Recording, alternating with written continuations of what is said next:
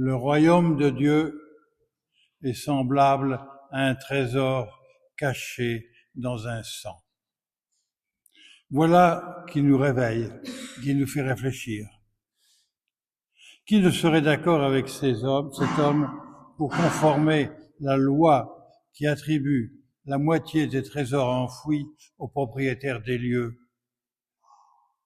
Alors, au lieu de confier ce trésor, il le prend lui-même. Donc il achète le champ pour avoir ce trésor. C'est cela que nous devons faire. Nous devons recevoir l'Évangile, qui est le trésor caché et que nous devons faire fructifier. Et Jésus ajoute, l'homme vend tout ce qu'il possède, comme s'il lui était impossible d'avoir à la fois ses biens et le champ. Alors Jésus nous invite à nous libérer de tout ce qui nous empêche de trouver ce trésor, de le recevoir. Il faut choisir ou renoncer au trésor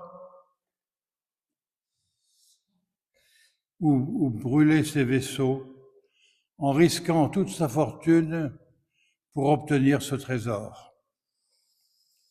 Le Seigneur nous invite à prendre conscience de notre responsabilité, à faire le pas de la confiance totale à Dieu.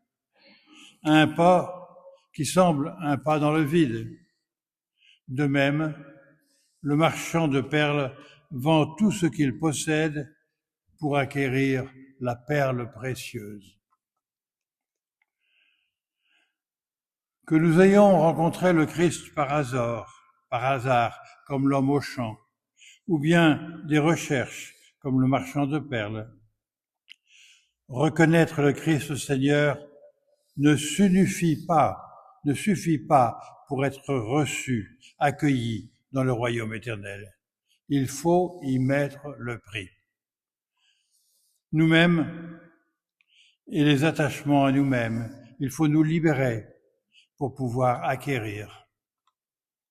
L'appel de Jésus à un jeune homme riche, il dit « Va, vends tout ce que tu possèdes, puis viens et suis-moi ». Cette parole, cet enseignement, s'adresse à chacun de nous, selon les modalités compatibles avec l'état de notre vie. Et donc, Jésus fait un appel à la radicalité de notre choix.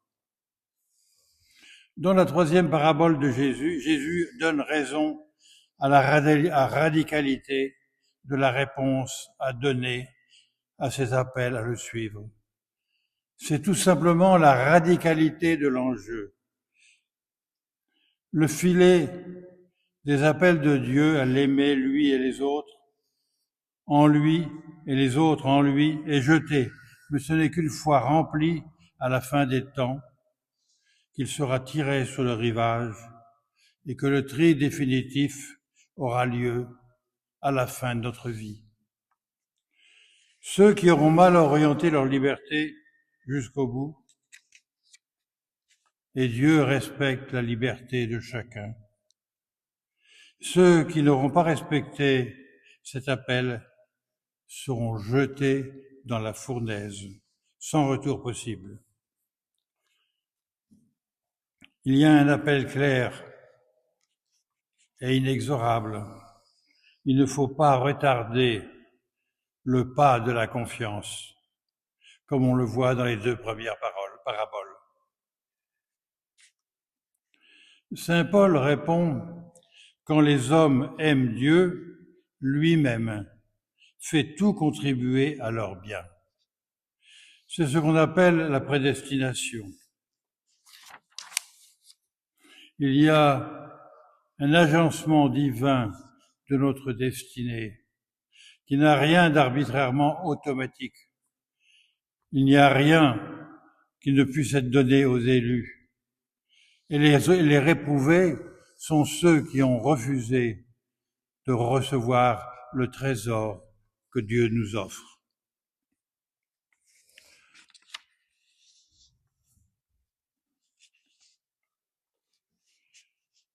dans l'Écriture, au Saint Paul en Timothée, Dieu veut que tout homme soit sauvé.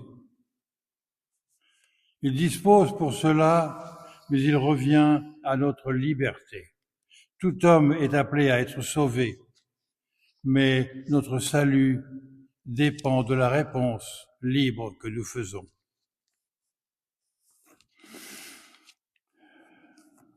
C'est pourquoi dans le livre d'Osée, il est dit ceci. Ta perdition vient de toi, Israël, de moi, le Seigneur, seulement ton secours. Ainsi, nous devons appeler Dieu à notre secours pour qu'il nous aide à répondre dans la bonne voie à l'appel qu'il nous fait. Ce royaume de Dieu, que nous pouvons avoir un avant-goût dans le chemin terrestre, nous est donné par la révélation. Et nous devons écouter la parole de Dieu, car c'est la voix, c'est la parole qui va nous donner le chemin de la vie éternelle. Saint Bonaventure nous donne une explication. Il nous dit, « Le Christ, voilà le trésor de toute grâce. N'est-il pas rempli de grâce et de vérité ? C'est de sa plénitude que les anges et les hommes reçoivent tout. Jésus est la source de tout bien. » Où est caché pour nous ce trésor? Tout d'abord, dans le sacrement de l'autel, dans le Saint-Sacrement. C'est pourquoi il est dit, le royaume des cieux est semblable à un trésor caché dans le champ. Ce champ, c'est la vie, toute la vie terrestre. Parce que nous avons dans la vie terrestre est cachée la création et la révélation. Et c'est pourquoi la grande cachette, c'est Jésus lui-même, qui dans son humanité nous donne la communion à sa divinité. Et c'est cela que les Juifs n'ont pas reçu et qui les a fait s'éloigner de Dieu. Dans le champ, nous possédons un trésor caché. Et qu'est-ce qui est caché? Ce qui est caché, ce sont les grâces de Dieu. C'est pourquoi celui qui le découvre s'en va dans sa joie, il vend tout ce qu'il possède et l'achète.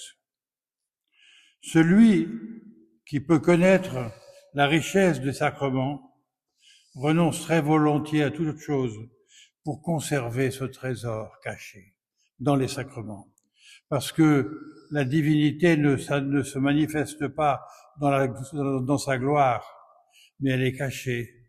Et il faut suivre la voie des sacrements pour connaître le mystère divin et la vie éternelle. En 2005, le pape Benoît XVI disait qu'à Abitène, dans une petite ville située en Tunisie, 49 chrétiens furent surpris un dimanche alors qu'ils célébraient l'Eucharistie, bravant ainsi les interdictions impériales.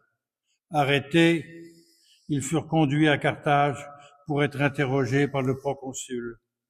La réponse, parmi d'autres, d'un certain Émérius donna au proconsul qui lui demandait pourquoi ils avaient transgressé l'ordre sévère de l'empereur et significative. Il répondit, « Sans le dimanche, nous ne pouvons rien. » Sans dimanche, c'est-à-dire sans l'Eucharistie, car le dimanche, c'est le jour de l'Eucharistie. Sans nous réunir en assemblée le dimanche pour célébrer l'Eucharistie, nous ne pouvons pas vivre. Les forces nous manqueraient pour affronter les difficultés quotidiennes. Et ces 49 martyrs vont mourir pour leur foi en témoignage de la présence de Dieu en Jésus et dans le Saint-Sacrement. Nous devons nous souvenir de ces témoins et savoir qu'ils ont trouvé le vrai trésor, Jésus. Le trésor qui doit remplir notre vie, c'est Jésus, vrai Dieu et vrai homme. Saint Ignace d'Antioche définissait les chrétiens comme ceux qui sont parvenus à la nouvelle espérance. La nouvelle espérance, c'est la certitude que Jésus est présent au milieu de nous dans le Saint-Sacrement et dans les sacrements. Et c'est pourquoi il présentait les chrétiens comme ceux qui vivent selon le dimanche. Est-ce que nous organisons notre vie selon le mystère du dimanche et du Saint-Sacrement? Et c'est pourquoi il disait, comment pourrions-nous vivre sans lui, que les prophètes nous ont attendus? Comment pourrions-nous dire vivre sans lui? Mais nous, est-ce que nous pouvons vivre sans le Saint-Sacrement? Encore un mot de Benoît XVI pour finir. Il disait ceci le jour où il a pris possession de son pontificat. Je voudrais, avec une grande force et une grande conviction, à partir d'une longue expérience de vie personnelle, vous dire, n'ayez pas peur du Christ Jésus. Il n'enlève rien, il donne tout.